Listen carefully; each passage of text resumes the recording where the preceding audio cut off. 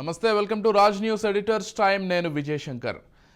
ప్రపంచవ్యాప్తంగా కూడా చర్చకు దారితీసింది వినేష్ ఫోగట్ అనర్హత వేటని చెప్పుకోవాలంటే భారతదేశం నుంచి ఆమె వెళ్ళినప్పటికీ కేవలం భారతదేశంలో మాత్రమే ఇది చర్చకు రాలేదు, ప్రపంచవ్యాప్తంగా కూడా చర్చకు వచ్చింది. ఎందుకంటే కాంస్యాన్ని లేకపోతే ఇంకా ఏదైతే సిల్వర్ మెడల్ని దాటేసి వెళ్ళిన తర్వాత ఓవర్ వెయిట్ ఉన్నారనే ఒక కారణంతో, అది కూడా 100 గ్రాములు ఉన్నారనే కారణంతో మొత్తంగా అసలు ఆమెను అనర్హత వేటు విధిస్తూ అంతకు ముందు ఏవైతే గెలుచుకుందో వాటికి కూడా ఆమె అనర్హురాలంటూ చెప్పడం కొంత చర్చకు దారితీస్తుందని చెప్పుకోవాలి. దీనికి సంబంధించి ఒలింపిక్స్ మొత్తంగా అంటే ప్రపంచవ్యాప్తంగా ఒలింపిక్ అభిమానులు కావచ్చు, లేకపోతే ఒలింపిక్స్ని వీక్షించేటువంటి వాళ్ళు దీనికి సంబంధించి ఒక చర్చను అయితే పెట్టారు. అసలు ఇది ఎంతవరకు సబబు అనేది, అంటే యునైటెడ్ వరల్డ్ రెజ్లింగ్ కీలక నిర్ణయం అయితే తీసుకుంది. రెజ్లర్ల బరువు కొలిచే నియమ నిబంధనల్లో మార్పులు కూడా చేసినట్లుగా తెలుస్తోంది. అథ్లెట్ల భద్రత ఆరోగ్యం దృష్టిలో ఉంచుకొని ఈ మార్పులు చేసినట్లుగా తెలుస్తుంది. అయితే ఫైనల్లో 100 గ్రాముల అధిక బరువు ఉందన్న కారణంతో వినేష్ ఫోగట్ పై అనర్హత వేటు వేయడం అయితే మనందరికీ తెలిసినటువంటి విషయమే. అయితే ఈ ప్యారిస్ ఒలింపిక్స్కి సంబంధించి భారతదేశం ఎన్నో ఆశలతో వెళ్ళినప్పటికీ ఒక 6-7 పథకాలతో మాత్రమే సరిపెట్టుకోవాల్సినటువంటి పరిస్థితి ఏర్పడింది. అది కూడా ఒక్కటి కూడా స్వర్ణం రాలేదు అని చెప్పుకోవాలి. అంటే ఇక్కడ అనేక కారణాలు ఉన్నాయి. మనం క్రీడాకారులకు ఎంత ప్రాధాన్యత ఇస్తున్నాం, క్రీడలకు ఎంత ప్రాధాన్యత ఇస్తున్నాం అనేది కూడా ఇప్పుడు చర్చకు వస్తోంది. ఈ అంశాలతో పాటు మరిన్ని రాష్ట్ర జాతీయ రాజకీయ అంశాలకు సంబంధించి మాతో పాటు చర్చించడానికి మా పొలిటికల్ ఎడిటర్ అరవింద్ కొలి గారు సిద్ధంగా ఉన్నారు. వారిని అడిగి మరిన్ని విషయాలు తెలుసుకునే ప్రయత్నం చేద్దాం. అరవింద్ గారు, గుడ్ మార్నింగ్ అండి. Good morning Vijay. నేను అన్నట్లు మాట్లాడిన దాంట్లో 6-7 పథకాలు అన్నారు. ఆ విషయం గురించి మనం క్లారిటీ కొద్దాం. 6 పథకాలు తెచ్చారు, 7వ పథకం ఇవాళ కోర్టులో తేలబోతుంది. ఇవాళ ఏదైతే కాస్ ఉందో స్పోర్ట్స్ ఆర్బిట్రేషన్ కోర్టు ఏదైతే ఉందో, స్పోర్ట్స్ ఆర్బిట్రేషన్ కోర్టు ఆ విషయాన్ని ఈ రోజు తేల్చబోతుంది. ఈ రోజు తేల్చబోతున్నటువంటి ఈ అంశం చుట్టూ ఉన్నటువంటి సానుకూల అంశాలు, ప్రతికూల అంశాలు, రాజకీయ అంశాలు కూడా మాట్లాడుకోవాలి. వినేష్ ఫోగట్ గతంలో మహిళా అథ్లెట్లు ఏదైతే లైంగిక ఇబ్బందులకి సంబంధించినటువంటి అంశాన్ని ముందుకు తెస్తూ ఆందోళన చేశారో ఆ సందర్భంగా ఆ మహిళా రెజ్లర్లకి అండగా నిలిచినటువంటి అథ్లెట్ ఆమె. ఆ కారణంగానే ఆమె రాజకీయంగా ఆమెను పథకం రాకుండా ఇబ్బంది పెట్టారా అనే చర్చ కూడా దేశవ్యాప్తంగా ఉంది, ప్రపంచవ్యాప్తంగా ఉంది. దానికి తోడు కేంద్ర ప్రభుత్వం ఆమెకు ఇచ్చినటువంటి సహకారము, కేంద్ర ప్రభుత్వం ఈ అంశాన్ని కాస్ కోర్టులో ప్రజెంట్ చేయడానికి చేసిన ప్రయత్నము, అందుకు నియమించినటువంటి హరీష్ సాల్వే లాంటి ఒక ఒక ప్రొఫెషనల్ ఇంటర్నేషనల్ ఆర్బిట్రేటరు, ఇవన్నీ చూస్తేనేమో వినేష్ ఫోగట్ తోటి కేంద్రం ఉంది అనే అభిప్రాయం కలుగుతుంది. రెండో పక్క వినేష్ ఫోగట్ అంశంలో కేంద్రం యొక్క వైఖరిలా ఉంటే, అందుకు విరుద్ధంగా ఇండియన్ ఒలింపిక్ సంఘం అధ్యక్షురాలు, సాక్షాత్తు భారతీయ ప్రఖ్యాత అథ్లెట్, భారత ఖ్యాతిని అనేక సందర్భాల్లో ఏషియా క్రీడల్లో, కామన్వెల్త్ క్రీడల్లో, అంతర్జాతీయంగా అనేక సందర్భాల్లో ఒలింపిక్స్లో కూడా ప్రాతినిధ్యం వహించినటువంటి ఒక అంటే స్పోర్ట్స్లోనే ఒక టవరింగ్ పర్సనాలిటీ లాంటి పిటి ఉషా వ్యవహార శైలి కూడా ఇప్పుడు కొంత ప్రశ్నార్థకంగా ఉంది. దీనికి మొత్తం బాధ్యులుగా ఒక టీమ్ ఆఫ్ వ్యక్తులని చేస్తూ వినేష్ ఫోగట్ కూడా కారణం అనేటటువంటి రకంగా పిటి ఉషా నిన్న చేసినటువంటి వ్యాఖ్యలు మాత్రం కొంచెం ఆందోళనకరమే. ఈ వ్యవహారంలో కేంద్ర ప్రభుత్వం ముందుకొస్తున్నప్పటికీ కేంద్ర ప్రభుత్వం యొక్క సానుకూలమైనటువంటి అభిప్రాయం పొందటం కోసం, ఆశీస్సులు పొందటం కోసం కొంతమంది ఇండియన్ ఒలింపిక్ సంఘంలో ఏదైతే వ్యక్తులు, కొంతమంది కీలకమైనటువంటి వ్యక్తులు కూడా వినేష్ ఫోగట్కి వ్యతిరేకంగా పనిచేస్తున్నారు. గతంలో వినేష్ ఫోగట్ చేసినటువంటి వ్యాఖ్యల్ని, గతంలో వినేష్ ఫోగట్ చేసినటువంటి ఆందోళనని ముందుకు తీసుకొచ్చి వినేష్ ఫోగట్ని కార్నర్ చేయడానికి ప్రయత్నిస్తున్నారు అనేటటువంటి వాదన ఏదైతే ఉందో ఆ వాదనకి బలపరిచేలాగా ఉన్నాయని చెప్పక తప్పదు. అంటే ఒక విషయం అరవింద్ గారు, అంటే నా అభిప్రాయం ఏంటంటే వినేష్ ఫోగట్కి సంబంధించి గతంలో కేంద్ర ప్రభుత్వానికి లేకపోతే బీజేపీకి ఆమెకి ఇరువురికి మధ్య కొంత వాదన అయితే జరిగింది. అంటే ఎవరైతే ఆరోపణలు ఎదుర్కొంటున్నారో ఆ వ్యక్తి బీజేపీ నుంచి ఉన్నాడు కాబట్టి ఒలింపిక్స్ లో కూడా ఆమెకు మెడల్ రాకపోవడానికి బీజేపీ లేకపోతే కేంద్రం కారణం అంటూ ఏవైతే వ్యాఖ్యలు వినిపించాయో ఖచ్చితంగా అది ఫాల్స్ ఎలిగేషన్ అని నేను అభిప్రాయపడుతున్నాను. ఎందుకంటే భారతదేశం తరపున ఆమె ప్రాతినిధ్యం వహించారు. ఖచ్చితంగా మోదీ కావచ్చు, కేంద్ర ప్రభుత్వం కావచ్చు, పూర్తి స్థాయిలో ఆమెకు వెనక ఉండి అండదండలు అందిస్తున్నారు అనేది కూడా స్పష్టంగా అర్థమవుతుంది. ఈరోజు అంతర్జాతీయంగా నేను మోడీ ఇంటిగ్రిటీని గురించి మాట్లాడట్లేదు. మొదటి అంశం, మోడీ ఇంటిగ్రిటీతో పాటు కేంద్ర ప్రభుత్వం కూడా సరైన రీతిలో స్పందించింది. దేశం యావత్తు ఆ డైరెక్షన్లో వెళ్ళేలాగా నిలబెట్టింది అని చెప్తూనే ఇండియన్ ఒలింపిక్ సంఘంలో కొంతమంది చేసినటువంటి బాధ్యతారహితమైనటువంటి వ్యాఖ్యలు కానీ వినేష్ పోగట్ నైతిక స్థైర్యాన్ని మనోధైర్యాన్ని దెబ్బతీసేటటువంటి వ్యాఖ్యలు కానీ మాత్రమే ప్రస్తావిస్తున్నారు. వినేష్ పోగట్ హర్యానా ప్రభుత్వం ఒక సానుకూలంగా స్పందించి ఆవిడ అంటే పథకం తేనప్పటికీ పథకం తెచ్చినట్లుగానే భావించేలాగా ఆవిడకి ప్రోటోకాల్ ఇస్తాము, అదే రకమైనటువంటి స్వాగతం ఇస్తాము, అదే రకమైనటువంటి ప్రోత్సాహకాలు ఇస్తాము అని ప్రకటించింది. రెండో పక్క అంటే రెండు అధికార ప్రతిపక్షాలు ఇద్దరూ కూడా సానుకూలమైనటువంటి ఒక మొత్తం మేమంతా నీ వెనక ఉన్నాము, నువ్వు భారతీయుల మనసు గెలిచినటువంటి రెజ్లర్వి అని కూడా మోడీ వ్యాఖ్యానించారు. మోడీ స్వయంగా ఇండియన్ ఒలింపిక్ అసోసియేషన్ ప్రెసిడెంట్ అయినటువంటి పిటి ఉషతో మాట్లాడారు. కానీ ఇక్కడ కొంతమంది వ్యక్తులకు సంబంధించినటువంటి అంశాలు మాట్లాడాలి. ఒక బీజేపీ నాయకుడు చేసినటువంటి వ్యాఖ్య గురించి మనం గతంలో మాట్లాడుకున్నాం. ఏదైతే అంటే ఎంత హీనమైనటువంటి వ్యాఖ్య అంటే వినేష్ పోగట్ లాంటి ఒక రెజ్లర్కి ఆవిడని మనోధైర్యాన్ని పక్కన పెడితే ఆవిడని కించపరిచేలాగా ఉన్నటువంటి ఆ వ్యాఖ్య గురించి మాట్లాడుకోక తప్పదు. 100 గ్రాములు బట్టలు తీసేస్తే 100 గ్రాములు బరువు తగ్గిపోయేది కదా, 50 కిలోల లోపు విభాగంలోనే వచ్చేదానివి కదా అనే మాట వినేష్ పోగట్ లాంటి ఒక రెజ్లర్కి ఒక అథ్లెట్కి ఆమె మనోధైర్యాన్ని దెబ్బతీసేటటువంటి మాటగానే చెప్పాలి, ఆవిడ వ్యక్తిత్వాన్ని కించపరిచే మాటగానే చెప్పాలి.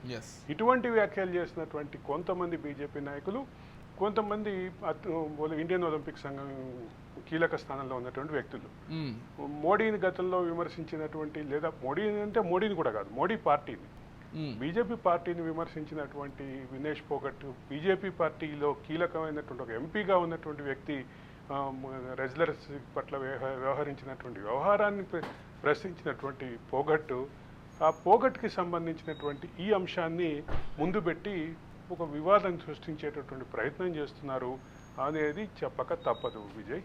రైట్. సో ఇకపోతే రాష్ట్ర అంశాలను ఒకసారి మనం పరిశీలించినట్లయితే సీఎం రేవంత్ అమెరికా టూర్ అయితే ముగిసిందని చెప్పుకోవాలి. అంటే విదేశీ పర్యటన ముగిసిన తర్వాత ఈ నెల 14వ తారీఖున ఆయన తిరిగి భారతదేశం తెలంగాణకు రానున్నారు. మొత్తంగా తెలంగాణకు సంబంధించి 31,500 కోట్ల రూపాయల పెట్టుబడులు కూడా తీసుకొచ్చారు. ఇన్వెస్ట్ చేయడానికి అంగీకరించిన అంటే ఐటీ కావచ్చు, ఫార్మా కావచ్చు, ఏఐ కంపెనీలు కావచ్చు, ఇవన్నీ కూడా ఆటోమొబైల్ కూడా వచ్చింది. అంటే ఇప్పుడు ప్రస్తుతం ఆయన దక్షిణ కొరియాలో పర్యటిస్తున్నారు. మొత్తంగా దక్షిణ కొరియా పర్యటనలోనే ఆయన హుండై తోటి ఒక మేజర్ అగ్రిమెంట్కి వెళ్ళారని చెప్పక తప్పదు. ఏదైతే టెస్టింగ్ సెంటర్ ఉంటుందో, అంటే వాహనాల యొక్క దృఢతని టెస్టింగ్ చేసేటటువంటి టెస్టింగ్ సెంటర్ ఉంటుందో, అంటే ఒక రకంగా చెప్పాలంటే వాహనాల అమ్మకాల కొనుగోలు మార్కెట్ను నియంత్రించేటటువంటి పారామీటర్స్లో టెస్టింగ్ అనేది ఒకటి ఉంటుంది.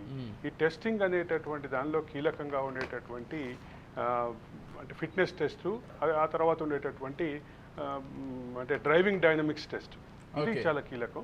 వీటన్నిటికీ సంబంధించిన టెస్టింగ్ సెంటర్ని తెలంగాణలో ప్రారంభించబోతున్నామని హుండై చెప్పడం ఒక పాజిటివ్ ఇండికేషన్ అనే చెప్పాలి. మొత్తం మీద ఈ పర్యటనలో 31,580 కోట్లకి సంబంధించిన అగ్రిమెంట్లు అమెరికాలో అయితే, ఇక్కడ అదే రకమైనటువంటి డైరెక్షన్లో మరికొన్ని అగ్రిమెంట్లకి దిశగా రేవంత్ టీము వెళ్తున్నారని చెప్పక. అయితే ఈ మొత్తం వివాదంలో కొన్ని వ్యాఖ్యలు అయితే ఖచ్చితంగా విమర్శలు అయితే వస్తున్నాయి.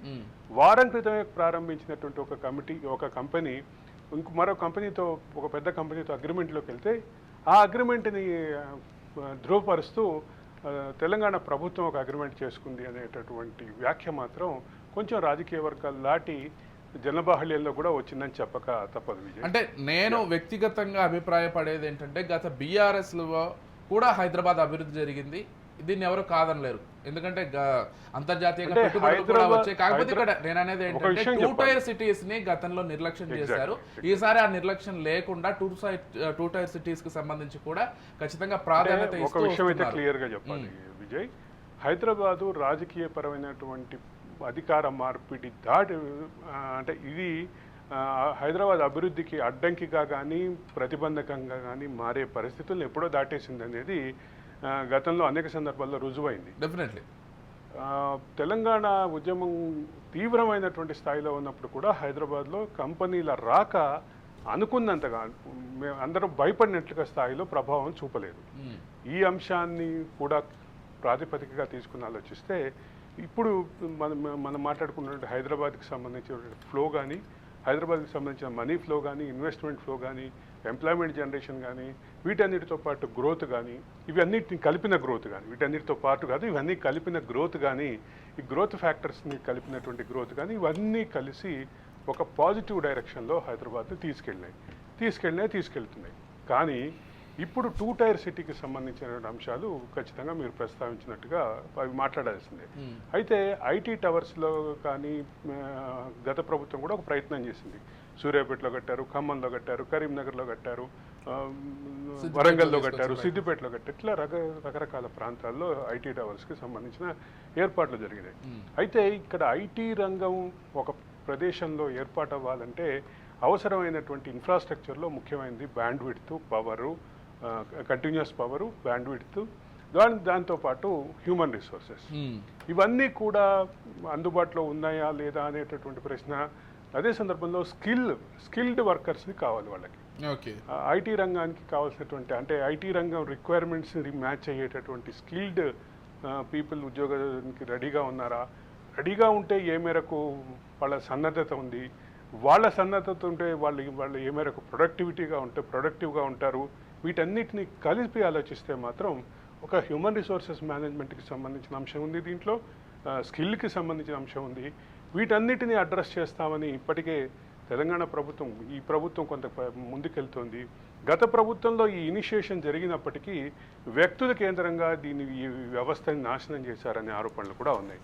ఇప్పుడు దాన్ని కాదని ఒక సానుకూలమైనటువంటి పరిణామం, ఒక ఇండస్ట్రియల్ ఫ్లో కానీ అంటే ఇన్వెస్ట్మెంట్ ఫ్లో కానీ రావాల్సినటువంటి అవసరం అయితే ఖచ్చితంగా ఉంది. ఆ డైరెక్షన్లో వెళ్ళటానికి ప్రభుత్వం ఏ మేరకు సహకరిస్తుందో కూడా చూడాలి.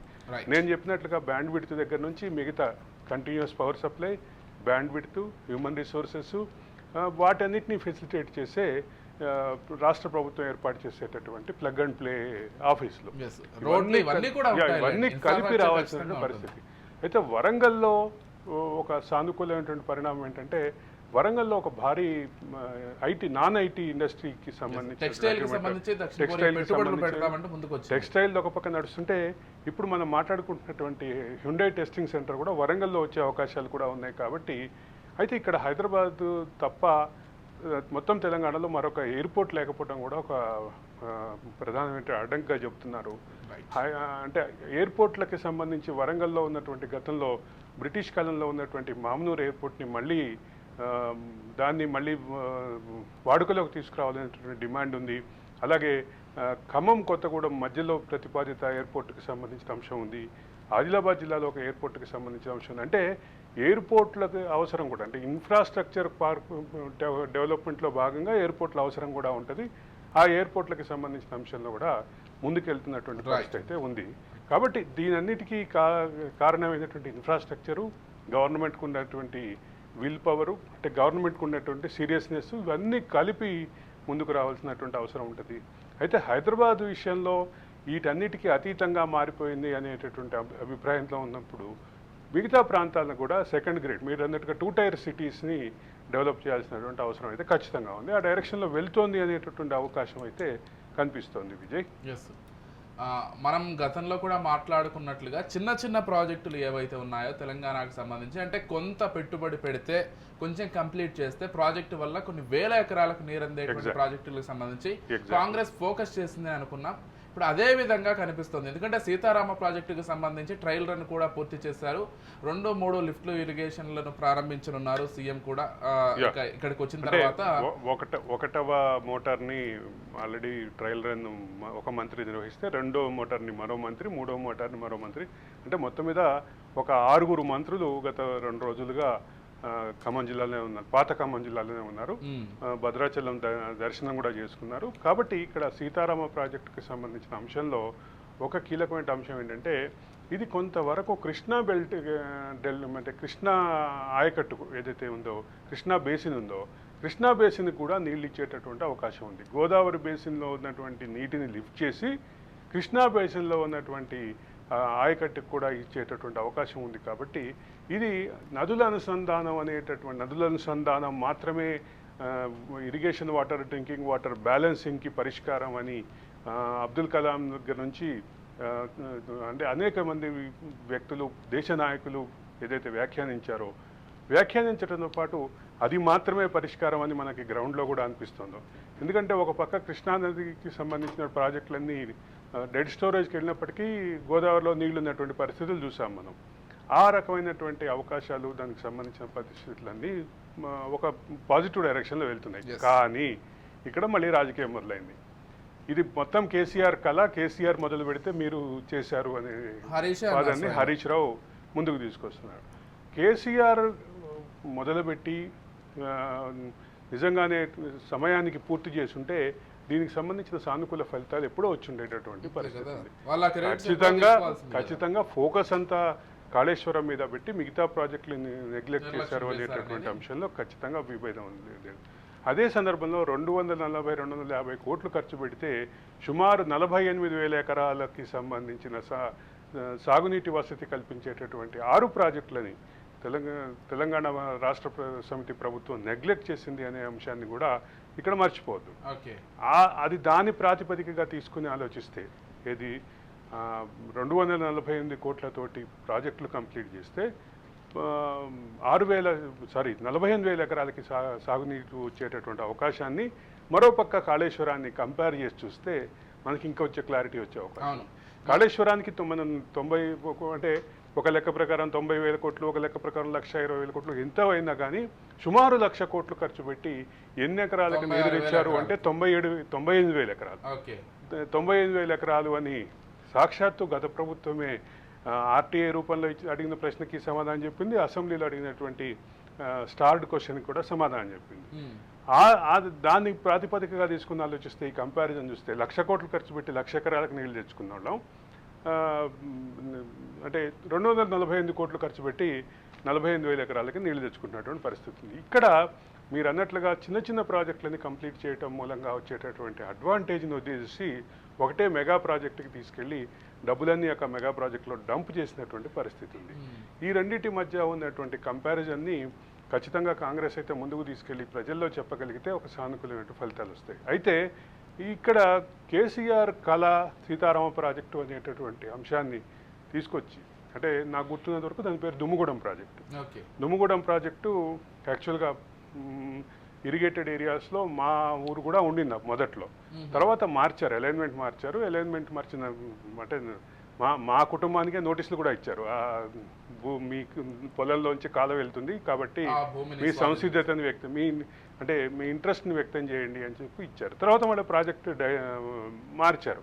అంటే ఈ మొత్తం విషయంలో ఒకటి కీలకంగా గమనించాల్సింది ఏంటంటే సీతారామ ప్రాజెక్టుకి సంబంధించినటువంటి సీరియస్నెస్ గత ప్రభుత్వంలో ఉన్నప్పటికీ దాన్ని పూర్తి చేయడంలో సీరియస్నెస్ లేదు అనేది క్లియర్.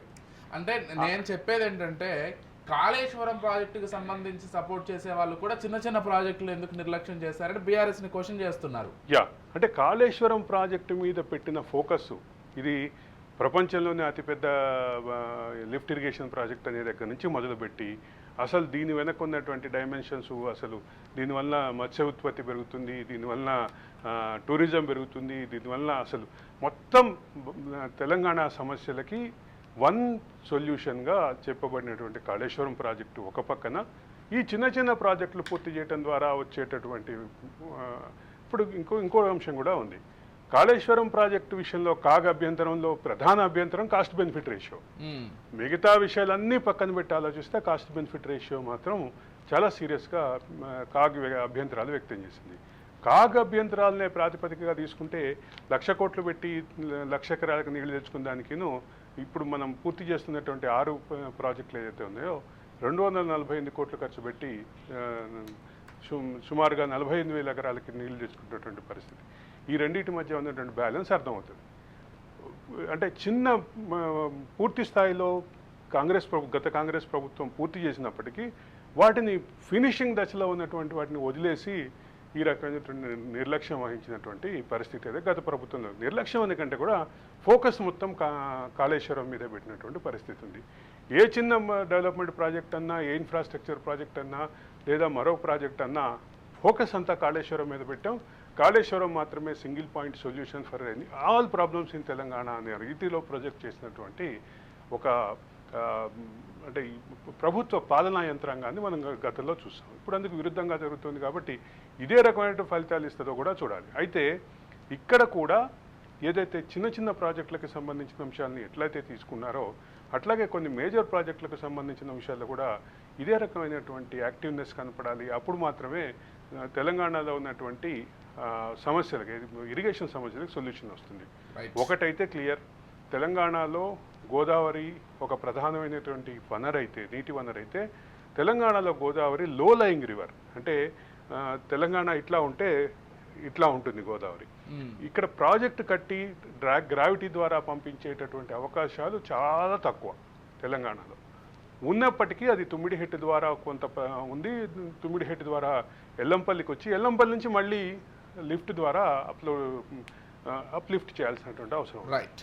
ఈ రకమైనటువంటి పరిణామాల నుంచి పూర్తిగా విరుద్ధమైనటువంటి అంటే ఒక ఫలితాలు సాధించాలి అంటే నీటి సరఫరా జరగాలి తెలంగాణ భూములకి అంటే దానికి లిఫ్ట్లు మాత్రమే పరిష్కారం.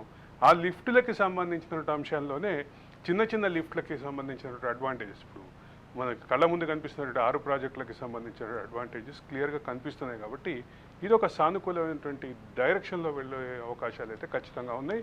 మొత్తం ఇట్లాంటి కొన్ని మేజర్ ప్రాజెక్టులు కూడా ఆలోచించారు. ఉదాహరణకి పాలమూరు రంగారెడ్డికి భారీ ప్రొజెక్షన్ ఇచ్చారు, కానీ గ్రౌండ్లో అందుకు విరుద్ధంగా జరిగింది. ఎందుకు అంటే కాళేశ్వరం మీద ఫోకస్ ఎక్కువై వీటిని నెగ్లెక్ట్ చేశారనేటటువంటి విమర్శలు కూడా ఉన్నాయి. రైట్. రైట్. ఇకపోతే ఆ ప్రపంచవ్యాప్తంగా హిండెన్బర్గ్ రిపోర్ట్స్ ఏ విధంగా ఒక సంచలనాన్ని క్రియేట్ చేస్తాయో మనం గతంలో కూడా చూసాం. ఇక తాజాగా నిన్న కూడా మనం మాట్లాడే మీ అంశం గురించి ఏదైతే అదానీకి సంబంధించి ఆయన కంపెనీలకు సంబంధించి మళ్ళీ ఒక ఆరోపణ చేసిందో ఆ ఆరోపణతో ట్రేడింగ్ అయితే భారీగా పతనమైందని చెప్పుకోవాలి. తీవ్ర ఒడిదుడుకుల్లో మధ్యలోనే ఈ నష్టాల మధ్యలోనే మొత్తం సూచీలు అయితే ముగిశాయి. అదానీ గ్రూప్లోని 10లో 8 కంపెనీలకు నష్టం వాటినట్లుగా తెలుస్తోంది. అక్షరాల 22,064 కోట్ల రూపాయల గ్రూప్ సంపద మొత్తం కూడా ఆవిరైపోయినట్లుగా తెలుస్తోంది. ఇది మొత్తం భారత స్టాక్ మార్కెట్ల మీద ప్రభావం ఒక పక్కన పెడితే కేవలం అదానీ గ్రూప్ మీద చూపించినటువంటి ప్రభావం 22,000 కోట్లు. 22,000 కోట్లు అంటే ఒక అంశం చెప్పాలి.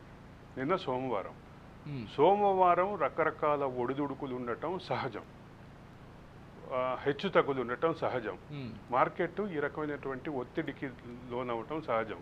కానీ అదానీ గ్రూప్ మీదే ఇంత ప్రభావం ఉంటే మిగతా సెగ్మెంట్ల మీద ఎట్లా ప్రభావం ఉంటుంది అనేటటువంటి చర్చ కూడా ఉంది.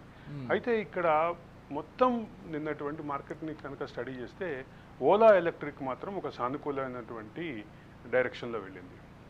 ఓలా ఎలక్ట్రిక్ షేర్లు మంచి అంటే లాభాల దిశగా వెళ్ళినాయి. ఆ షేర్లకి సంబంధించినటువంటి గరిష్ట స్థాయి కూడా వెళ్ళినటువంటి పరిస్థితి ఉంది నిన్న. ఓలా ఎలక్ట్రిక్ తప్ప మిగతా ఓలా ఎలక్ట్రిక్ మాత్రమే నిన్న మొత్తం మార్కెట్ని పడకుండా నిలబెట్టిందనే కంక్లూజన్స్ కూడా కొన్ని బిజినెస్ మ్యాగజైన్స్లో చూసాను నేను.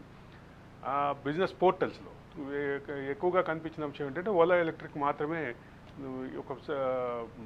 అంటే ఒక రకంగా చెప్పాలంటే నిన్న మార్కెట్ పూర్తిగా పడిపోకుండా నిలబెట్టింది ఓలా ఎలక్ట్రిక్. ఈ అంశంతో నాకు ఉన్నటువంటి కొన్ని విభేదాలు ఉన్నాయి.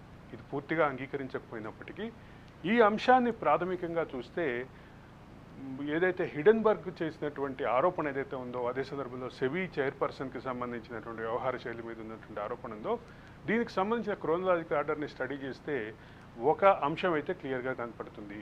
హిడెన్బర్గ్కి సంబంధించినటువంటి ఆరోపణల్లో అదానీ మీద చేసినటువంటి ఆరోపణలో కొన్ని బేస్లు అయితే కనిపిస్తున్నాయి అనేది మార్కెట్ యొక్క అంచనా.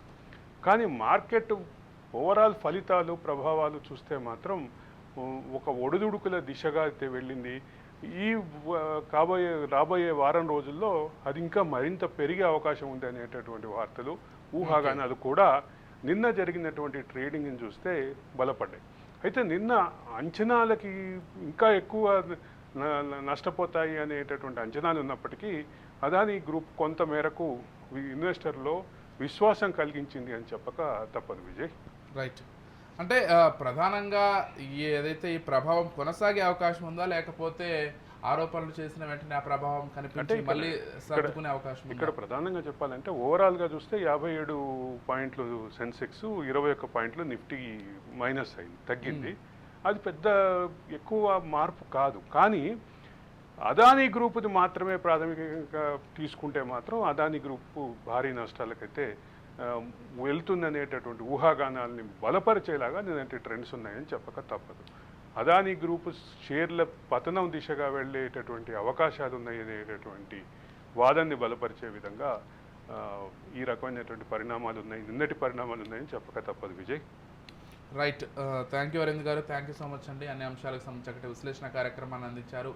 రైట్, చూస్తున్నాం కదా, ఇక సీఎం రేవంత్ రెడ్డి తెలంగాణకు మళ్ళీ వచ్చిన తర్వాత, అంటే విదేశీ పర్యటనలు పూర్తి చేసుకుని వచ్చిన తర్వాత మరిన్ని చేరికలు కూడా ఉండబోతున్నాయి బీఆర్ఎస్ నుంచి అనేటువంటి వార్తలు కూడా వినిపిస్తున్నాయి. చూడాలి ఈ అన్ని అంశాలకు సంబంధించి భవిష్యత్తు రాజకీయాలు ఏ విధంగా ఉండబోతున్నాయో.